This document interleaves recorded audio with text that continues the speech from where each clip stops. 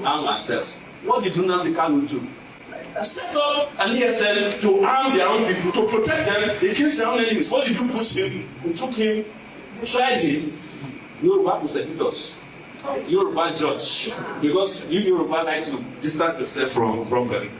And then you carry him and put him in Hausa jail because he set up a system to protect his own people. Is that not part of the right to have self-determination? But most of you that supported the injustice against Nnamdi Kanu are saying are Yoruba intellectuals on Twitter. You are saying it is hard to die. It's not me every day because I fight for him. Yoruba people mostly. And I'm not blaming Yorubas in general before they start saying that, oh, Sowore said it's going to kill Yoruba. No. I am just saying that you should search your conscience as to the reason why you are in the situation that you are in. The president of the country, whether he's a Muslim or not, is a Yoruba man. And we are here still blaming Fulani. Is Tinubu Fulani? No. This guy is from Lagos here. You know, I think Governor say some of our leaders are not from Nigeria. It is true. But at least he's from Nigeria. So why is it that he doesn't care about Nigeria? Yes, you can say it. But the question is that how can you be from a place that doesn't even exist? The Nigeria we're all shouting about is the creation of some British guys. It's a supermarket that was created as a business in 1901 by the Niger Royal Company. That is the name of the company that created. I want to thank the police officer here. He has given a good account of himself. But as you can see, he's not wearing a uniform. Because in the course of their withdrawal from VIPs, they have transformed themselves into civilians. So that you won't find out that they are still doing VIP protection. Please back your uniform so that we can account for. So thank you very much. And thank you so much, Justice, for bringing us. And Commander, he told you that he didn't want to tell you how he knew me. It was actually in 2021, I think, they invited and wanted to detain him for revealing that he knows people who are in Boko Haram. And at that time, I was sharing power with Harry in Abuja. So they invited him to the military headquarters and they wanted to detain him. And I sent a message to the chief of army staff that if you detain him, we will invade the military headquarters. And as a result, he was not detained. It's not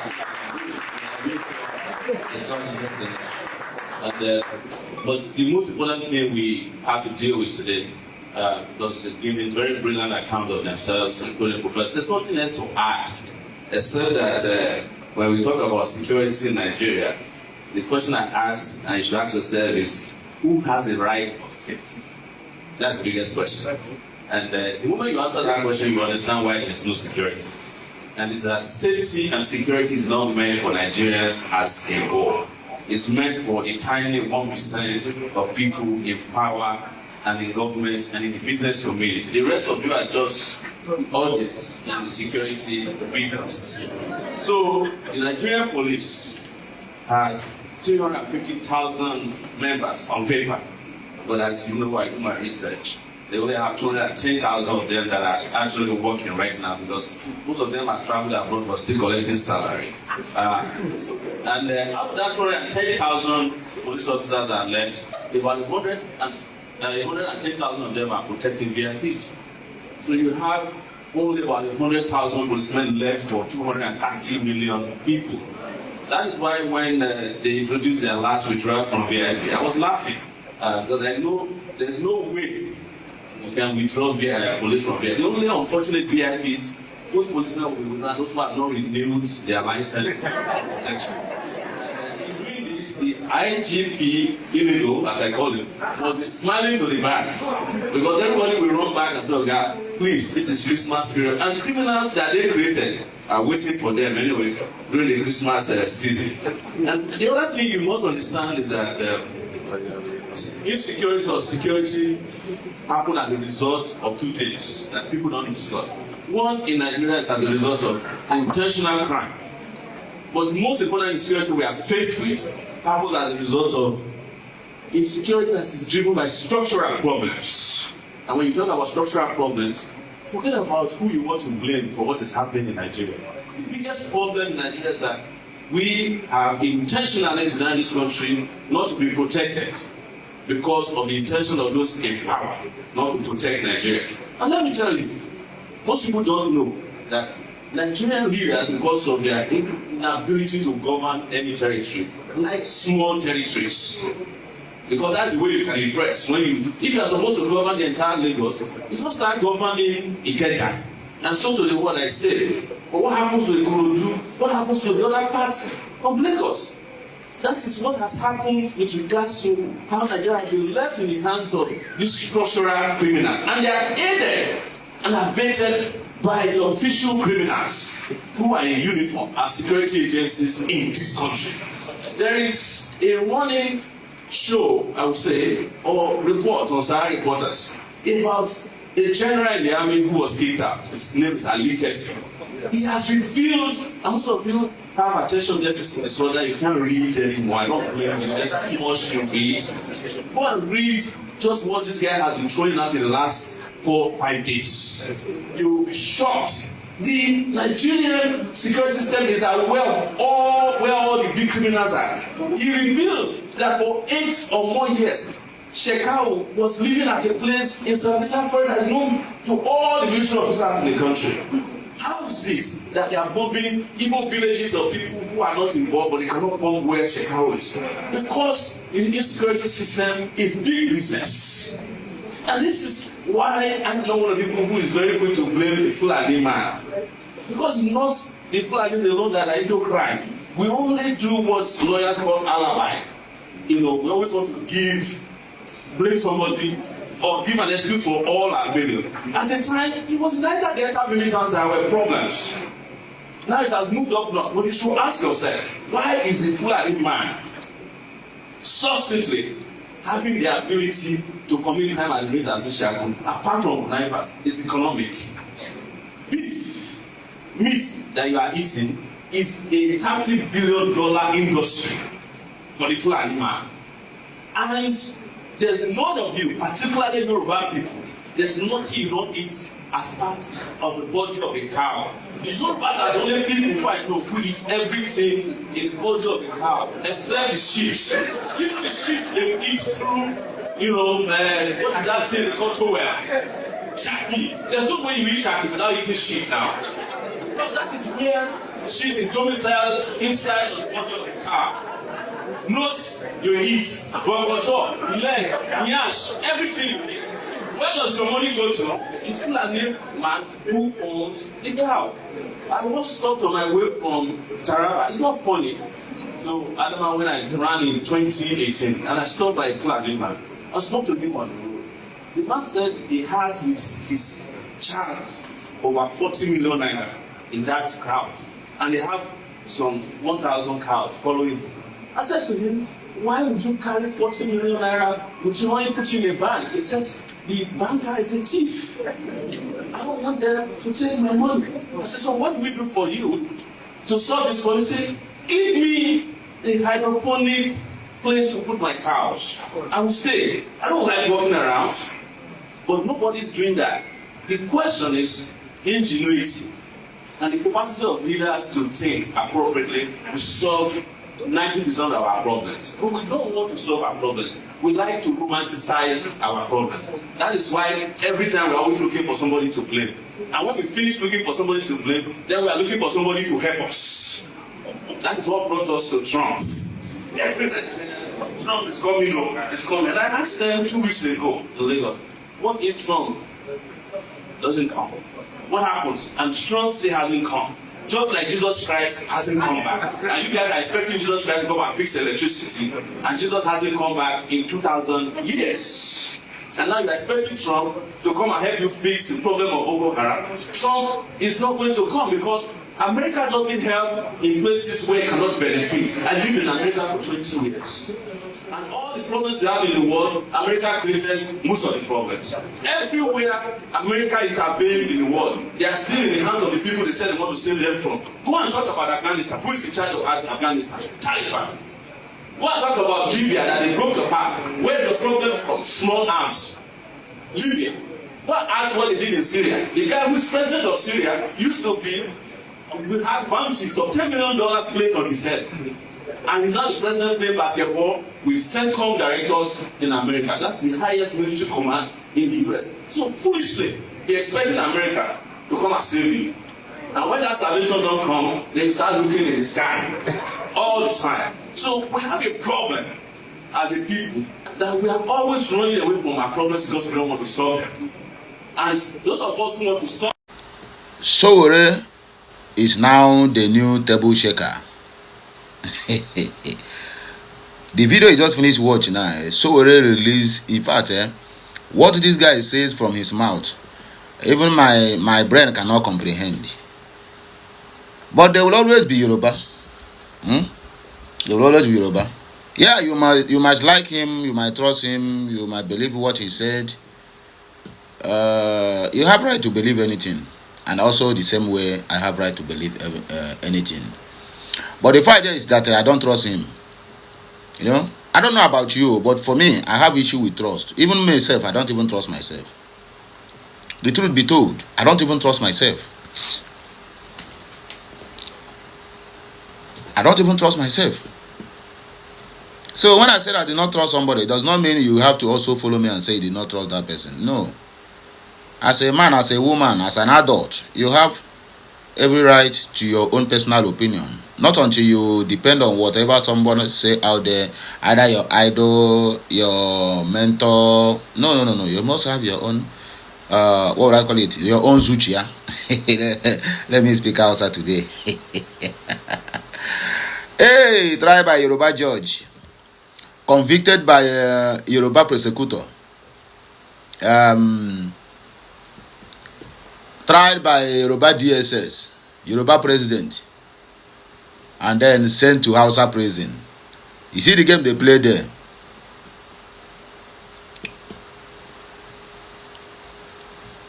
Well, to me, it is not their fault. It is our fault.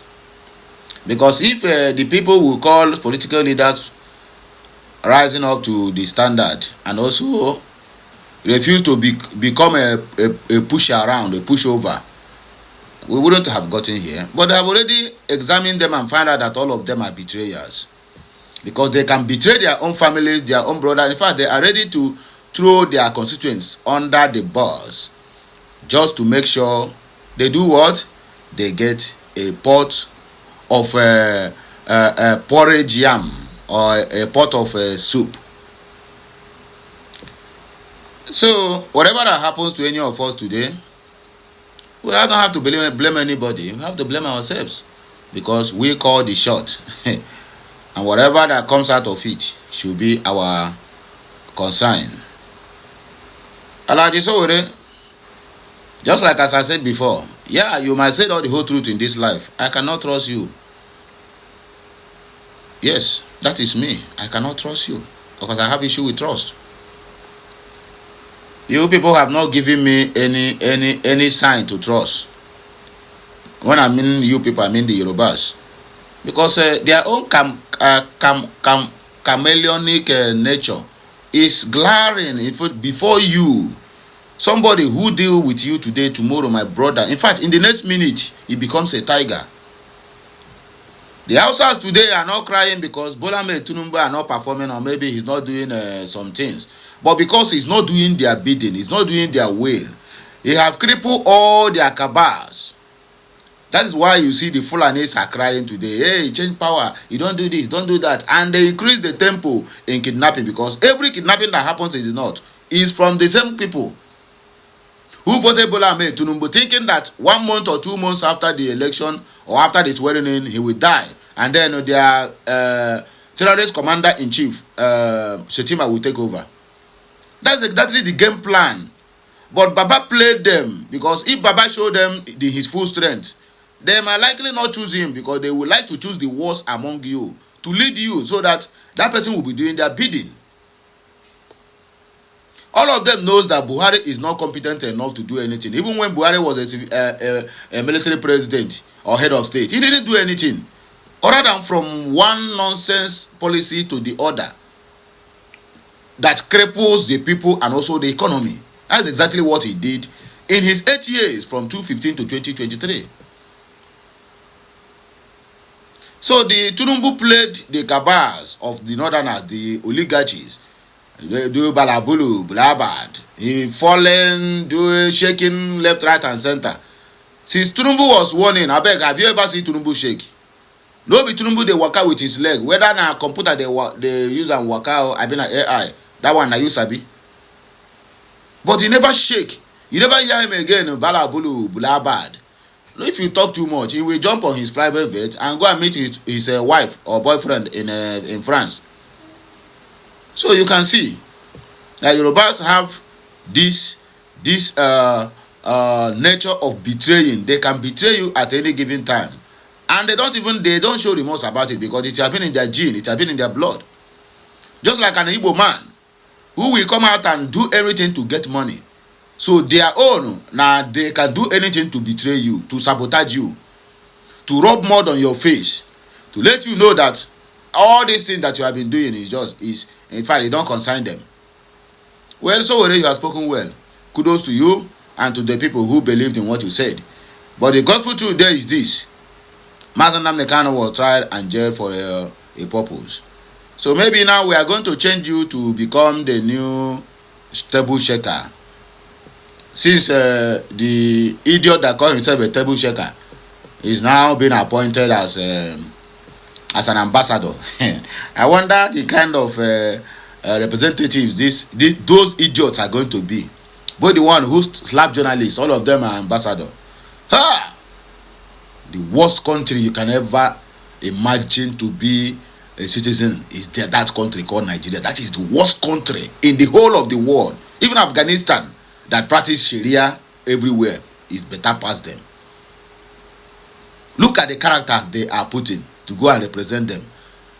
People who can lie from morning, in fact, they can lie from January to December without no any single remorse. People who lie, give them joy. When they lie, my brother, their dreams are fulfilled. Those are the people that have been entrusted with public office. And when anybody talk, you say, oh, na hatred, na bigotry, na this, na that. Somebody who come and said you are a drug lord. You didn't attend the Chicago State University. You are this, you are that. When he being confronted with all those things, he said, why do you call this guy unprintable names? Still yet you want to work. Even to the extent that we're asking him, are you going to work? Say, no, at all, I cannot. But even most of the APC have approached me. I say, I cannot. The same idiot now is being singing, on your mandate we shall stand. We're talking about Roro Mokri. What about FFK? What about Bayo Nonoga? Okay, no, so not Bayo Nonoga. What about Dada Boala? What about Festus Kayamu? Look at the characters. Look at the antecedents. Go back to their record. Then you will agree with me that you claiming to be a Nigerian, you don't have a country.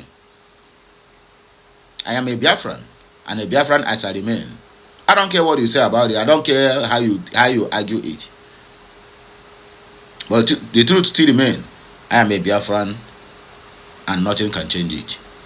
Anyway, my people, today is a Friday. TGIF. Thank God it is Friday, and may God Almighty continue to protect us, bless us, and meet us at every point of our need. He shall be well with all of us. Let us dissect the comment section. A few comments go, and then we round up.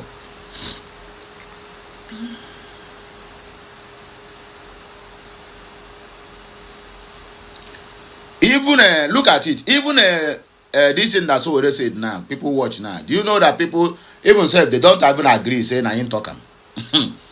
Here, people are asking AI to check. God have mercy. Whether that is the greatest freedom fighter in the world today, the prophet of our time, that is Mazen Nnamdi Kanu. Ikeoluwa said, now why I know if he take you guys serious be this. I think you don't believe in Nigeria, but you are supporting a presidential aspirant, and he surely believe in one Nigeria. Sit down there, they fool around.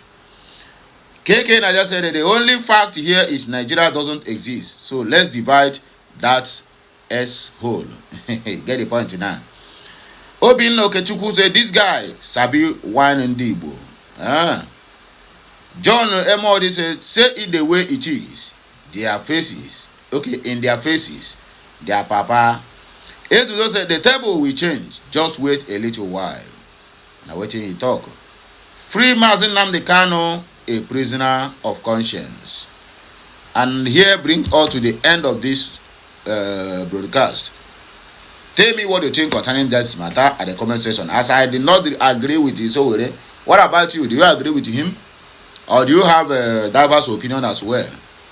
Whatever you think concerning this video you just finished to watch, please kindly drop it at the comment section of this video. Endeavor to subscribe, like, share. Please follow us on all our social media handles. And my God must surely follow you to solve all your problems. And so shall it be. Ka Chineke mezie okwu.